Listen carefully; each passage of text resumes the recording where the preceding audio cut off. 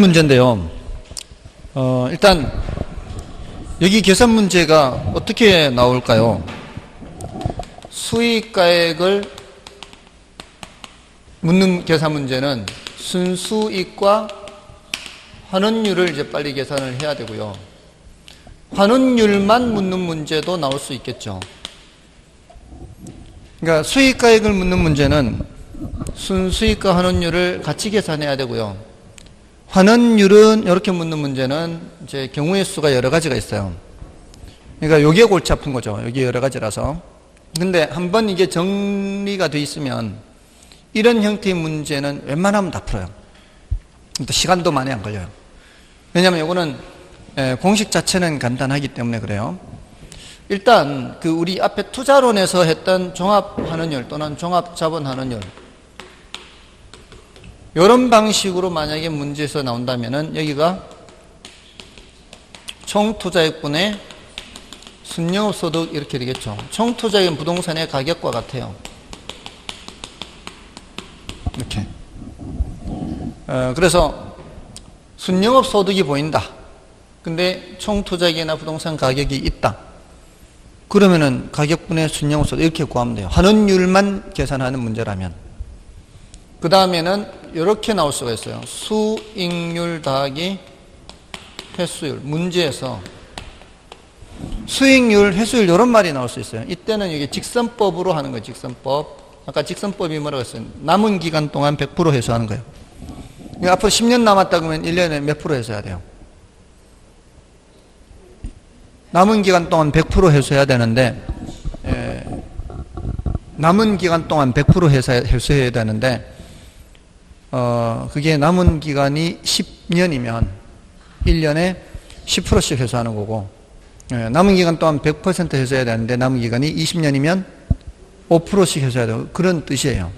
직선법이라는 것은 이거 외에는 출제될 수가 없어요. 이거 외에는 출제될 수가 없고요. 그 다음에 이제 환원율은 토토건건 지지저저 부저저요. 그러니까 이 5가지 외에 나오면은 그냥 패스한다 하면 돼요. 그러니까 토토건건 지지저저 부저저 그리고 이거는 기본적으로 알고 있어야 되는 거고 투자론에서 지금 요거 한 개 더 추가하면 되는 거거든요. 수익률 더하기 회수율. 자, 그래서 제시된 자료를 보고 판단하는 훈련만 하면 돼요.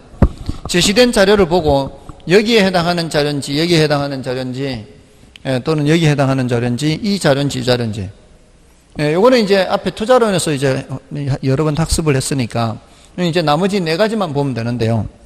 지금 33번은 보세요.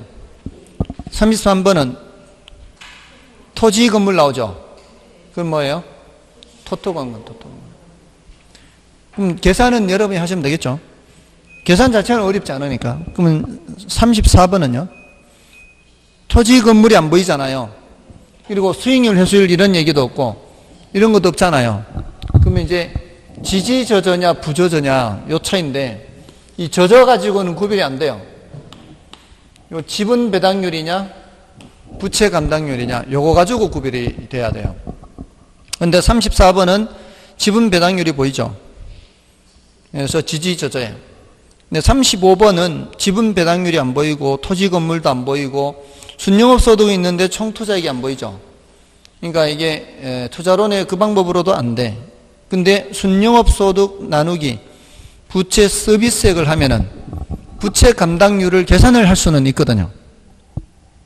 그죠? 그러니까 이건 부조저로 가는 거예요. 그러니까 잘 보면은 이게 방법들이 다 어떤 저게 나와요. 근데 36번은 리얼에 뭐라고 돼 있어요 벌써? 직선법 회수 이런 말이 있죠. 직선법 회수하고 그 앞에 수익률도 있잖아요. 그러니까 이거는 수익률 더하기 회수율 이렇게 하라는 뜻이에요. 근데 남은 게 몇 년이에요? 20년이잖아요. 20년간 100% 회수하세요. 그러면 1년에 5% 이렇게 돼요. 수익률 5%, 회수율 5%, 10%죠. 그럼 1억 나누기 0.1, 10억. 끝이에요. 그러니까 계산 자체는 어렵지 않다니까요. 이거 그냥 1억 나누기 환원율 하는 거요. 순수익 나누기 환원율이요. 찾기만 하면 이것만 하면 된다 이 말이에요. 요거 찾는 게 문제여서 그렇지. 환원율을 찾는 게 문제여서 그렇지. 순수익 1억이 제시가 되는 상태에서 이게 0.1인 거 말면 바로 그냥 나누기 하면 10억 나오는 거란 말이에요. 됐나요? 이러면 할만하지 않나요? 근데 우리 수준이 이래요. 이래요. 예, 근데 37번은 조성법이니까요. 이건 참고로 보세요. 예, 조성법은 참고로 보시면 돼요. 예, 해설 보시고. 다음에 이제 38번은 보세요. 읽어볼게요. A 부동산이 100% 임대될 경우 연간 예상 총소득이 5천만 원이에요. 가능 총소득이죠. 인근 지역의 평균 공실률은 10%예요. 그럼 유효 총소득을 계산할 수 있겠죠. 운영 경비가 유효 총소득의 40%를 차지하는 경우. 자, 이런 자료들이 뭐 계산하는 자료예요? 가유순, 순요소득 계산하는 자료죠. 이런 경우 평균 공실률을 감안한 A 부동산의 수익 가격을 묻죠. 수익 가격을 물으면 나는 뭐하고 뭐를 계산해야 돼요? 순수익과 환원율을 계산해야 되잖아요. 근데 지금 가로수익이 뭐라고 돼 있어요? 환원율 10%로 돼 있어요. 그럼 땡큐 안 해요. 땡큐 이런 거는 땡큐. 제일 골치 아픈 게 지금 환원율을 계산하는 건데 문제에서 환원율을 계산을 해 줬으니까, 미리 줬으니까 나는 뭐만 계산하면 돼요? 순영업소득, 순수익만 계산하면 돼. 그러니까 가능 총소득이 얼마예요? 5천만 원이잖아요. 그럼 유효 총소득은 얼마예요? 공실률 10% 감안을 하면 곱하기 0.9 해야 되죠. 10%를 빼지 말고 곱하기 0.9 하면 유효 총소득이 나온다고. 맞나요? 그 다음에 순영업소득은 영업경비 고려해야 되죠. 그럼 영업경비가 몇 프로예요? 40%면 곱하기 0.6 하라는 얘기죠. 그렇게 하고 나누기 뭐 하는 거예요? 환원율. 이거 계산하면 끝이에요. 5천 곱하기 0.9 곱하기 0.2. 이것도 다 0.0 두드릴 필요 없이 5 곱하기 9 곱하기 6 나누기 0.1 하면 되잖아요. 나누기 0.1은 배열 순서에는 관계없어요. 그럼 5, 9, 45 45 곱하기 6 6, 5, 30 0, 3 올라가 6, 4, 24, 27 27에 27 찾으면 되는 거예요. 맞지 않아요? 이 곱이나 나누기로만 돼 있을 때는 이거 0.1은 필요 없어. 이거 할 필요 없어. 6, 9, 5만 곱하면 돼. 6, 9, 5. 그것도 이 곱할 때 이렇게 곱하는 것이 아니고 사실 이렇게 먼저 곱하는 게 요령이에요. 5가 나오면 짝수를 지어서 6, 5, 30이죠. 3, 9, 27 금방 돼요. 항상 5가 나올 때는 짝수로 하는 거예요. 짝수를 먼저 짝짓게 하는 거예요. 그러니까 잘 새겨 들으라고. 수업 시간에 하는 게 그게 계산을 빨리 할 수 있는 요령들을 굉장히 많이 얘기를 해주고 있어요. 5가 나올 때는 항상 짝수를 먼저 계산하는 거예요. 그럼 됐죠? 요거는 뒤에 51번하고 함께 풀어본대요. 51번. 그러니까 51번을 연습해 본대요. 똑같은 유형의 문제예요. 예, 연습해 보시고. 다음에 39번은 난이도가 높아요. 이거는 이제 시간적인 여유가 있으신 분들만 해설 보고 그냥 보시면 돼요. 다음에 이제 40번부터는 이제 임대료인데 40번에서부터 43번. 여기서는 이제 임대료 계산은 임대료와 관련된 거는 중요도가 좀 낮다 그랬죠. 그래서 여기는 이제 몇 가지 용어만 좀 알아두시는데 조금 어려운 용어도 나오기도 해요. 자, 일단 여기서는 실질임료라는 단어 하고요. 지불임료라는 단어의 차이를 좀 구별을 하시고요. 그 다음에 이제 순임료까지 할 건데, 실질임료라는 단어는 임차인이 임대인에게 지불하는 모든 경제적 대가라 그래요. 모든 경제적 대가. 그 다음에 지불임료는 매 기간마다 지불하는 임료를 말해요. 매 기간마다 지불하는 임료. 자, 요 표현을 보면은 매 기간마다 지불하는 임대료 말고도 있다는 뜻 아닌가요? 매 기간마다 지불하는 임대료 말고도 있으니까 지금 모든 경제적 대가 하지 않겠어요? 이 모든 경제적 대가 안에 지불임료도 포함이 되어 있다. 이런 이제 의미예요. 자, 우리 보통 세를 주거나 얻을 때 이렇게 하죠. 보증금 1억에 월 200이다. 이렇게 많이 하죠. 이렇게 하잖아요. 그러면 이거를 우리는 임대료를 계산하는 건 전부 다 연간 기준으로 하는 거예요. 연간 기준으로. 자, 여기서 지불임료는 얼마일까요?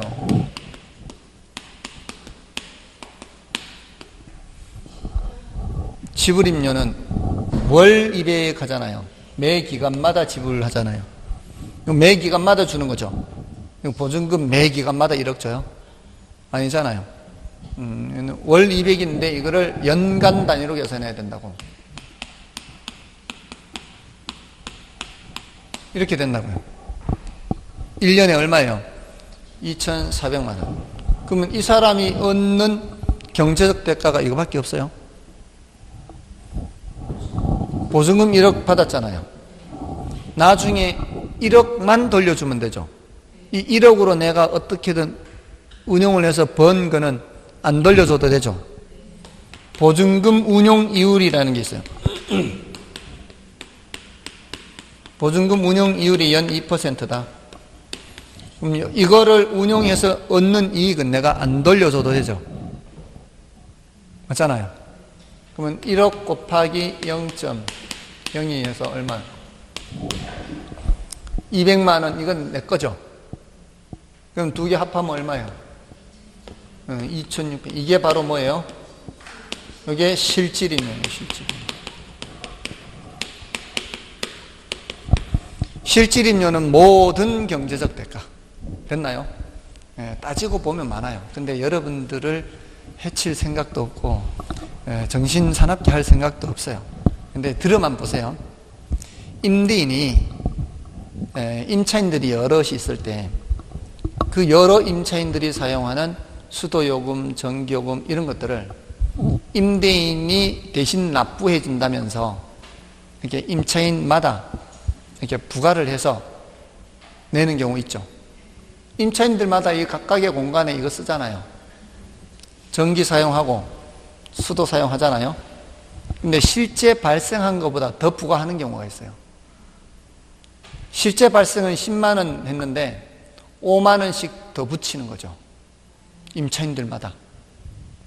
그런 경우도 있잖아요. 옛날에 특히 더 그랬어요. 옛날에 제가 어릴 때만 해도 식구 수가 몇 명이면은 저 집은 수도요금 더 내야 되고 계량기가 한 개밖에 없으니까 잘 몰라요. 그래서 식구가 많은 집은 세를 들어가기도 힘들었죠. 옛날에 집 얻을 때. 여러분들은 잘 모르실 거야. 제 어릴 때는 많이 그랬어요. 그거 가지고 이웃 간에 다툼이 많았어요. 허구한 날 그거 가지고 싸워. 전기요금 왜 나한테는 이렇게 많이 하나요? 수도요금 나한테 왜 이렇게 많이 매기냐? 같은 그 세대로 사는 사람들 사이에서. 아무튼 그 실비 초과액, 실제 발생한 것보다 초과로 징수하는 거는 그거는 임대료 내는 거하고 똑같은 거예요. 맞죠? 실제로 내가 쓰는 거는 내가 쓴 만큼 내는 건 맞아요. 전기 내가 쓴 만큼 내야지, 임차인이. 그는 그 임차인이 자기 공간에서 쓰는 전기요금, 자기 공간에서 쓰는 수도요금은 임대인의 요금, 임대인이 지불해야 되는 거예요. 임차인이 지불해야 되는 거예요. 임차인이 자기가 지불해야 되는 거예요. 자기가 쓴 만큼. 그건 임대인의 비용이 아니에요. 그건 어차피 자기가 써야 돼, 내야 되는 비용이에요. 근데 그 징수를 할 때 실비보다 더 초과되는 만큼을 징수를 하게 되면은 초과되는 금액만큼은 사실상은 임대인한테 임대료 내는 거라고. 뭔지 아시겠죠? 그런 것까지 따지면은 실비 초과액도 있고 여러 가지가 있어요. 근데 일단은 이제 그런 건 다 생각하지 말고 실질임료는 모든 경제적 대가, 그런 게 실질임료에 다 들어간다고요. 그런 게. 요거를 뭐라고 얘기하는가 하면은 보증금 운용이익이라고 그래요. 요거. 보증금 운용이익이 얼마? 200. 이거 얼마? 지불임료. 됐나요? 근데 표현을 할 때 보증금 운용이익 이렇게 하면 쉬운데 표현을 할 때 이렇게 표현을 해요. 예금 성격의 일시금이라 그래요. 얘를 예금 성격. 왜? 예치해 놓잖아, 예치. 나중에 돌려주는 거예요. 예금 성격의 일시금이라 그래요. 한 번 주는 거지 매 기간마다 주는 거 아니잖아요. 예금 성격의 일시금의 운용이익이라 그래요. 보증금 운용이익을 다른 말로 예금 성격의 일시금의 운용이익, 그것도 어디에 포함된다? 실질임료에 포함된다. 자, 근데 지금 우리 그 지문에 나와 있기 때문에 설명은 드리는데요. 우리나라엔 거의 잘 없는데 3년치 임대료를 한꺼번에 내는 경우가 있어요. 예를 들어 3천만 원을 3년치 임대료를 한꺼번에 내요. 자, 이러면은 우리는 연간 단위로 계산한다 그랬잖아요. 이걸 3년으로 세수로 나눠야 될 거 아니에요. 그럼 매년 얼마씩으로 나누면 돼요? 1,000만 원으로 나누면 될 것 같죠? 매년 말 1,000만 원 받는 게 더 좋아요? 지금 한꺼번에 3천 받는 게 더 좋아요? 그러면은 이거 1,000만 원보다 더 받아야 이거 하고 갔겠지. 이게 더 좋다면은 매년 1,000만 원 받는 이걸 화폐 시장 가치를 고려해서 똑같이 나눠야죠. 그러면 1,000만 원보다 많겠어요, 적겠어요? 이 금액이 많겠죠. 이게 더 좋으니까 1,000만 원씩 받는 것보다 이게 더 좋으니까 1,000만 원보다 더 많아야 같아질 거 아니에요. 그러면 그 금액을 계산하려면 뭐를 사용해야 될까요? 저당상수, 현재 돈 쪼개기예요. 그럼 저당상수를 곱하면 계산되는 게 뭐예요? 우리 앞에서 공부할 때는 뭐라 그랬어요? 원금이자라 그랬죠. 이자는 이자는 여기에 대한 이자율에 해당 이자를 말하는 거고, 이게 이익, 여기에 대한 이익. 근데 원금은 상환하는 거잖아, 원금. 그죠? 그래서 이걸 뭐라고 얘기하는 거면 선불 성격의 일시금이라 그래요. 이건 나중에 돌려받는 거 아니에요. 이거는 예금 성격의 일시금이지만 이건 선불 성격의 일시금이에요. 그러면 선불 성격의 일시금의 상가액이, 요건 상가액, 이제 까내려가는 거. 원금 갚는 거는 까내려가는 거잖아요. 상가액이라고 표현을 해요, 요거를 미상각 잔액에 대한 운용이익이라 그래요. 표현이 어려울 뿐이에요, 표현이. 원금 이자인데 이자를 뭐라고 한다고요? 아직 상각을 하지 않은 상태, 처음 그 상태. 미상각 잔액에 대한 운용이익과 상각액, 이렇게 표현을 해요. 이거 지불임료일까요? 지불임료가 아닐까요? 지불임료예요? 지불임료가 아니에요? 요거 지불임료가 아니에요. 왜? 한 번밖에 안 줬잖아. 3천만 원 한 번밖에. 매 기간마다 준 게 아니잖아요. 그러니까 선불 성격의 일시금이라고 한다고. 그러니까 지불임료 아니에요. 지불임료는 매 기간마다 줘야만 지불임료예요. 일시금이라고 하는 건 지불임료가 아니에요. 자, 그러니까 실질임료에서 전체 금액에서 일시금에 해당하는 거는 빼야 뭐가 되는 거예요? 지불임료가 되는 거예요. 일시금에 해당하는 거를. 그래서 지금 1번에 40번의 1번 지문에 실질임료에서 임료의 선불적 성격을 갖는 일시금의 미상각 잔액에 대한 운용이익과 상각액, 그 운용이익은 이자에 해당하는 이자, 상각액은 원금에 해당하는 거예요. 저당상수를 곱할 때. 이건 뭐예요? 선불 성격 일시금이죠. 그리고 예금 성격을 갖는 일시금의 운용이익을 차감한 것이 지불임료가 되는 거예요. 그러니까 전체 실질임료에서 일시금에 해당하는 걸 빼야 뭐가 된다? 지불임료가 된다, 이 말이죠. 그 다음에 임료의 평가에 있어서는 실질임료를 구하는 것이 원칙이다. 우리는 당연히 실질임료를 계산해야 되고요. 실질임료는 임대차 계약에 있어서 종류 및 명목 여하를 불문하고 임차인이 임대인에게 지불하는 임료 산정 기간에 대응하는 모든 경제적 대가를 말해요. 자, 그래서 이 실질임료는 어떻게 되어 있다? 실질임료는 지불임료 더하기 일시금에 대한 뭐 있잖아요. 이걸 다 더해야 뭐가 된다? 다 더해야 뭐가 되는 거예요? 실질임료가 돼요. 근데 일시금에 해당하는 걸 빼야 뭐가 되는 거예요? 지불임료. 선불 성격의 일시금이든 예금 성격의 일시금이든 일시금과 지불임료 이렇게 구성되어 있다, 이 말이에요. 근데 일시금은 매기간 지불하는 게 아니라 한 번 처음에 계약할 때 한 번만 주는 거예요. 그래서 그런 것들을 빼야 지불임료가 된다. 저렇게 해서 실질임료를 계산한다. 그리고 4번에 실질임료는 순임료와 필요 재경비로 구성돼요. 실질임료에서 필요 재경비를 빼면 뭐가 되겠어요? 순임료가 돼요. 순임료. 그러니까 임대인이 임차인으로부터 실질임료를 받잖아요. 임대인이 임차인으로부터 실질임료를 받으면 거기에서 뭐를 빼면은 필요 재경비를 빼면은 뭐가 된다? 그러면은 순임료가 된다. 이렇게. 그래서 순임료는 그런 뜻이에요. 순수한 소득에 해당하는 개념이에요. 다음에 4번이 틀렸는데요. 중요도는 낮아요. 실질임료는 순임료와 필요 재경비로 구성되며 실질임료는 지불임료보다 항상 크다. 일시금에 해당하는 게 없으면은 똑같을 수도 있죠.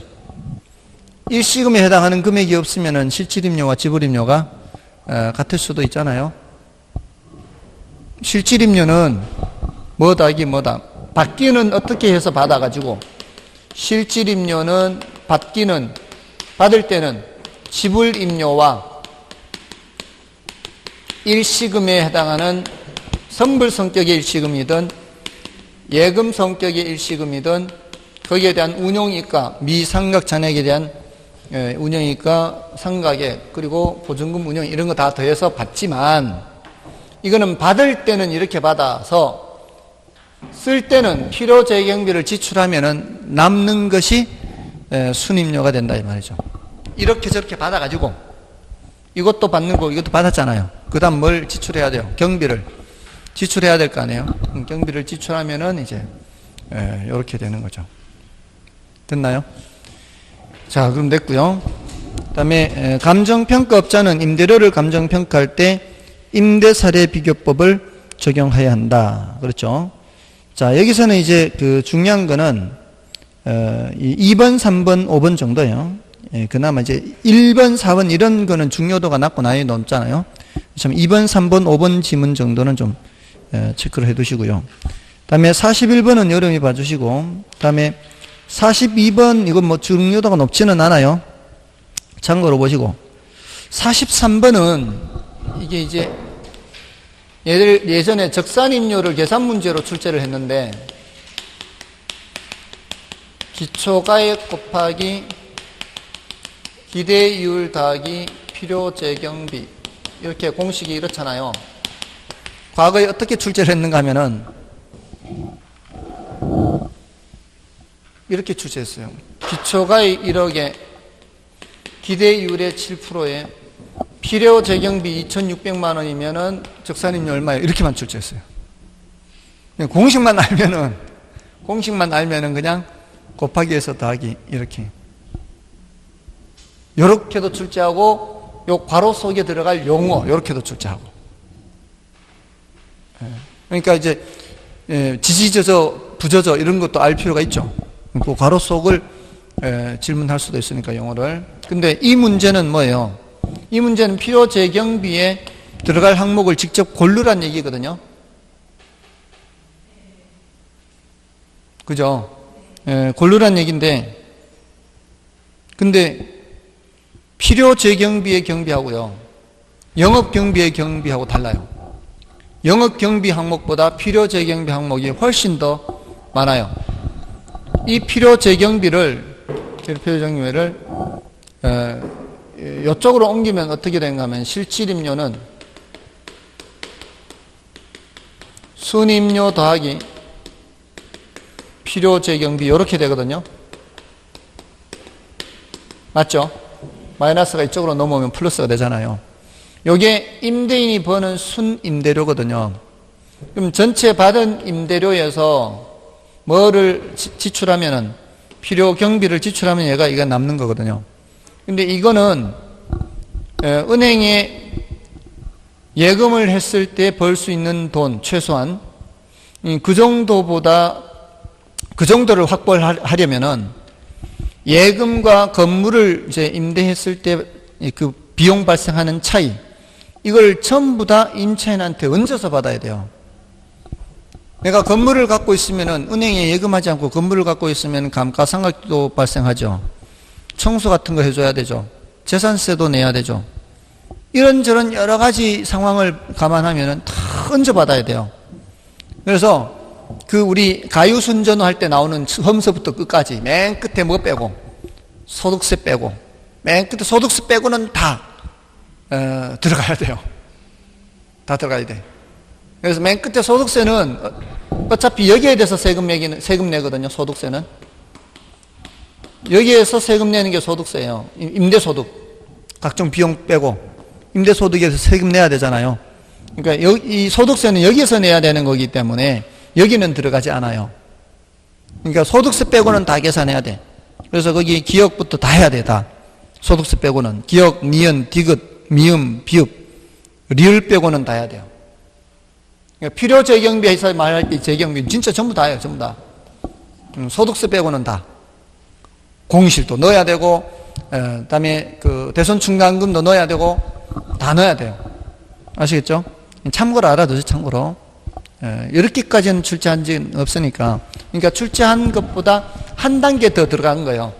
출제는 그 당시 출제할 때는 이 필요 재경비를 아예 문제에서 알려준 거고 공식을 알고 있느냐를 묻는 거예요. 대신 또 요거 괄호 채워넣기도 나왔었고. 자, 이 정도면 됐고요.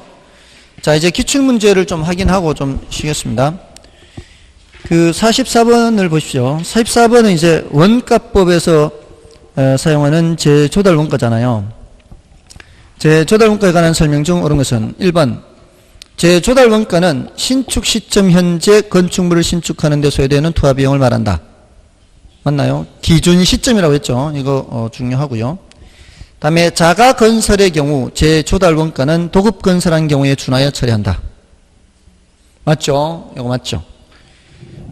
다음에 대체 원가를 이용하여 재조달 원가를 산정할 경우 물리적 감가 수정은 필요하지 않지만 기능적 감가 수정 작업은 필요하다. 기능적 감가 수정 작업은 필요하지 않죠. 이미 기능적 감가를 한 상태니까 기능적으로 똑같게 해놨으니까. 그래서 틀렸고요.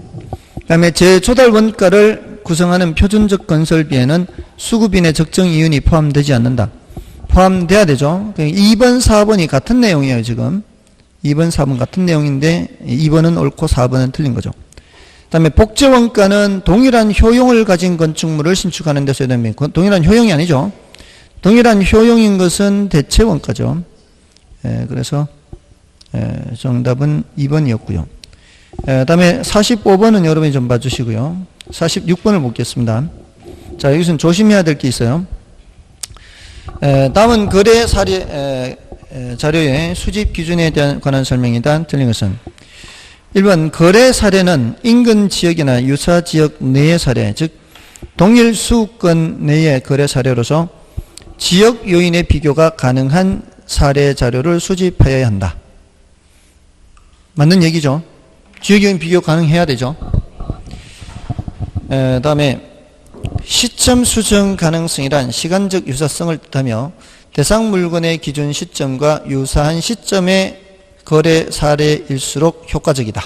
맞죠? 시점의 유사성 해서 맞고요. 그 다음에 거래 사례는 위치에 있어서 대상 물건과 동일성 또는 유사성이 있는 지역 내에 소재되는 거래 사례를 선택해야 한다. 맞죠? 위치에 있어서 특히 도시 지역 내에서는요, 도시계획구역 내에서는 용도 지역이 같아야 돼요.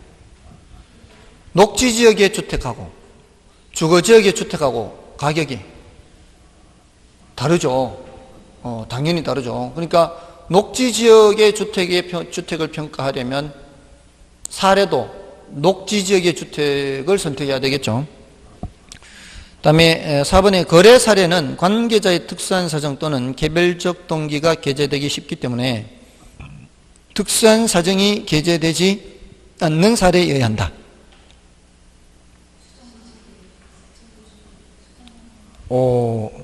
여기서 안 속으면 상당히 내공이 높은데요. 예, 많은 경우 거의 다 속았는데 여기서 왜 안 속지? 이러면은 제가 원래 예상했던 멘트가 안 나오잖아요. 예상했던 게 그게 아닌데, 사례 가격은 비준가액은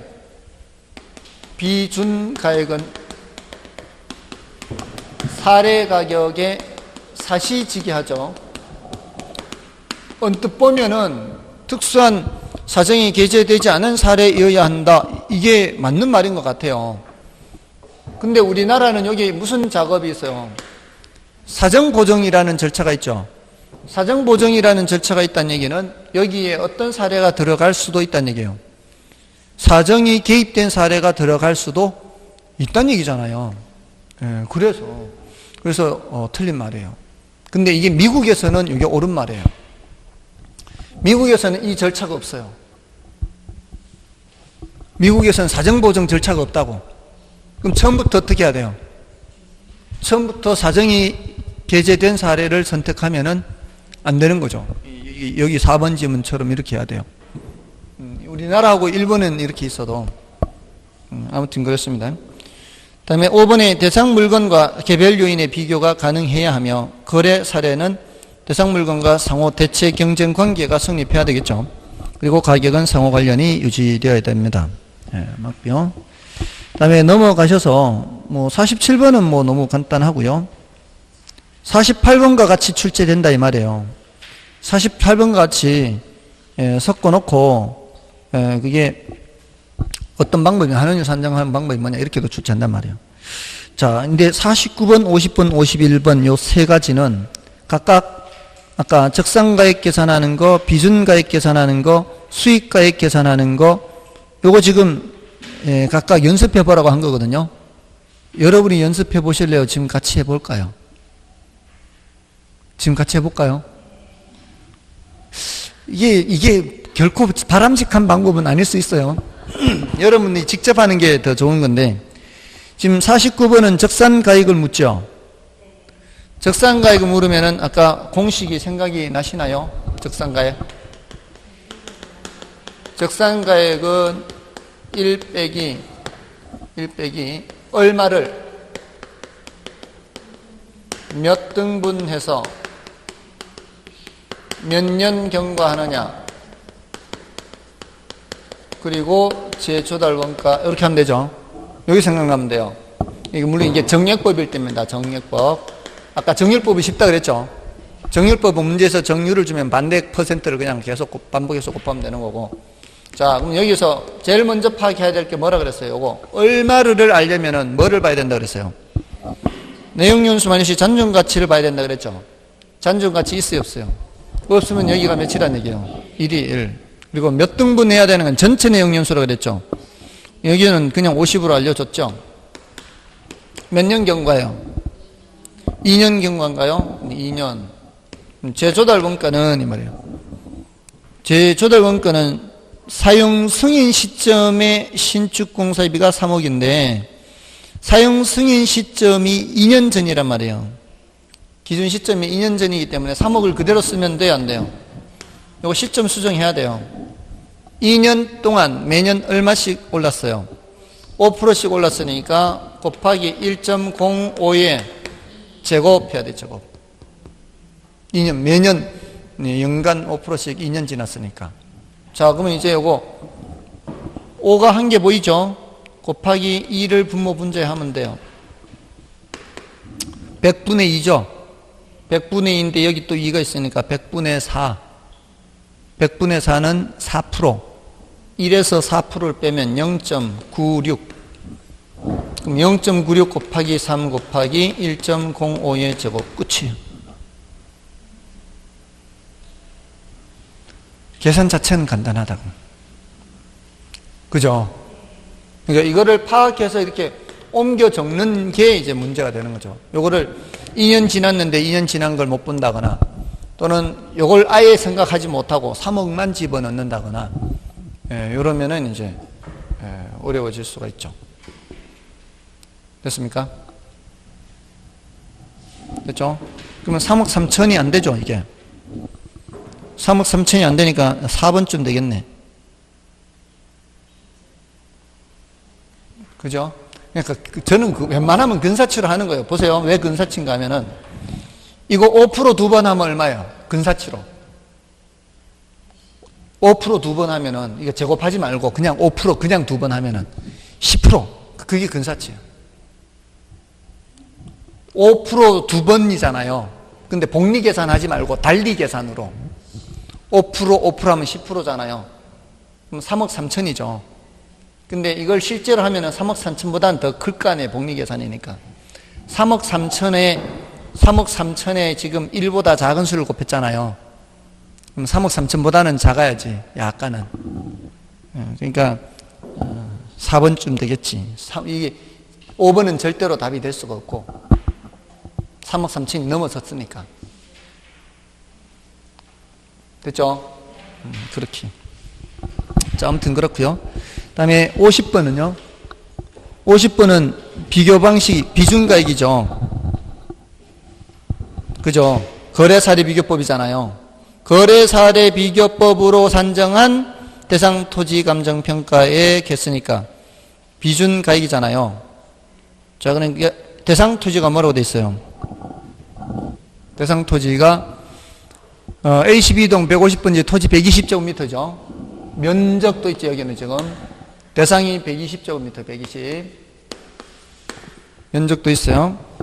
네, 3종 일반 주거지역이고 기준 시점은 2018년 9월 1일이고 사례 내역이에요. 사례는 소재지 및 면적이 A12동 123번지 토지 100제곱미터죠. 사례분의 대상이죠. 사례분의 대상 이렇게 면적을 100분의 120 하면 돼요. 위치를 찾아 집어넣으면 돼요. 그러니까 이걸 외우고 있어야 훨씬 더 유리해요. 그 다음에 사례 가격이 얼마? 3억 여기다 넣으면 돼요. 3억 여기다 넣고 그 다음에는 거래 시점이 3월 1일이에요. 2018년은 똑같은데 3월 1일 9월 1일 사정보정 요인 있어요 없어요? 없어요. 이거 삭제하고요. 그 다음에 밑에 지가 변동률 있죠. 6개월간 4% 상승했죠. 그럼 여기 뭘 넣으면 돼요? 1.04 넣으면 되죠. 그 다음에 지역요인 비교. 지역요인은 대상토지는 거래사례 인근이에요. 인근. 그러면 이거 할 필요가 비교할 필요 없어. 인근 지역은 지역요인 비교할 필요가 없어요. 그 다음에 대상토지는 거래사례비의 5% 열세. 누가 열세? 대상이 열세. 그럼 대상이 열세면은 100분의 95, 0.95죠. 맞나요? 그러면 이거 1.04, 0.95죠. 여기는 1.2죠. 이거 대략 거의 1에 가깝네. 이거 1.2 곱하면은 3억 6천보다는 좀 작아야 되겠네. 그럼 4번이 되겠네.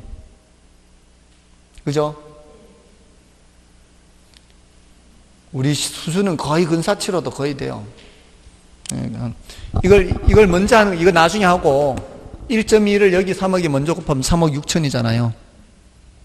근데 얘는 1보다 큰 수 나와요? 1보다 작은 수 나와요? 1보다 작은 수 나와요. 여기가 1.05라고 해도 1보다 작은 수라고요. 1.05, 0.95. 근데 1.04니까 당연히 1보다 작은 수니까 3억 6천보다는 낮아야 돼요. 근데 그 근처에 어디 있을 거 아니에요. 4번이 정답인 거죠. 다음에 51번 볼까요? 다음 자료를 활용하여 수익환원법을 적용한 평가 대상 근린생활시설의 수익가액은 했죠. 수익가액을 물으면 난 뭘 대답해야 돼요? 순수익하고 환원율을 해야 되죠. 자, 그러면 순수익을 보자니까 가능총소득 나와 있고 공실 나와 있고 유지관리비 나와 있네요. 부채 서비스액 필요해요? 필요하지 않아요? 필요하지 않아요. 화재보험료 필요해요. 개인 업무비 필요하지 않아요. 기대이율 환원율 뭐가 필요해요? 여기에 환원율 알려줬죠? 땡큐다 이 말이에요. 나는 뭐만 계산하면 돼요? 순영업소득만 계산하면 된다 이 말이에요. 자, 그럼 이제 가능총소득 얼마요? 가능총소득 5천만 원에 자 유효하고 이제 순까지 바로 계산하면 되거든요. 굳이 유효를 따로 계산할 필요는 없거든요. 그러니까 뺄 거 빼고 다 할 거 다 하고 하면 되잖아요. 여기서 5천에서 뺄 거 빼고 더 여기 바로 이걸 계산하면 되지 굳이 유효를 따로 계산할 필요는 없잖아요. 공실 손실과 유지관리비 화재보험료 뺄 거 싹 빼면 된다고 한꺼번에. 근데 공실 손실과 유지관리비가 각각 가능총소득의 몇 프로 이렇게 돼 있잖아요. 그럼 두 개 더하면은 가능총 소득의 8%잖아요. 가능총 소득 5천만 원에 8%면은 0.0 400이잖아요. 거기에다가 뭐까지 빼야 돼? 화재보험료 100만 원까지 빼야 되잖아요. 합해서 얼마를 빼야 돼? 500을 빼야 되니까 여기 바로 나오잖아요. 그러니까 유효를 따로 알 필요 없으니까 4,500을 이제 계산하면 되는 거죠. 예, 그리고 환원율은 5% 알려줬잖아요. 그럼 나누기 0.05 하면 5의 9배잖아요. 45 나누기 5. 9. 45 나누기 9만 하면 돼. 000 생각할 필요 없이. 45 나누기 5는 9 한 개밖에 없네. 4번밖에 없네. 맞아요? 그러니까 그게 훈련이 아직 안 되죠. 제가 몇 번을 했는데도 이거 0을 자꾸 생각하지. 0 생각하지 말라고. 45 나누기 5만 해도 된다고. 배열 순서만 알면 되니까. 아시겠어요? 자, 요렇게 하고요. 다음 이제 마지막 주제가 이제 물건별 감정평가. 요게 남았습니다. 좀 쉬고 가겠습니다.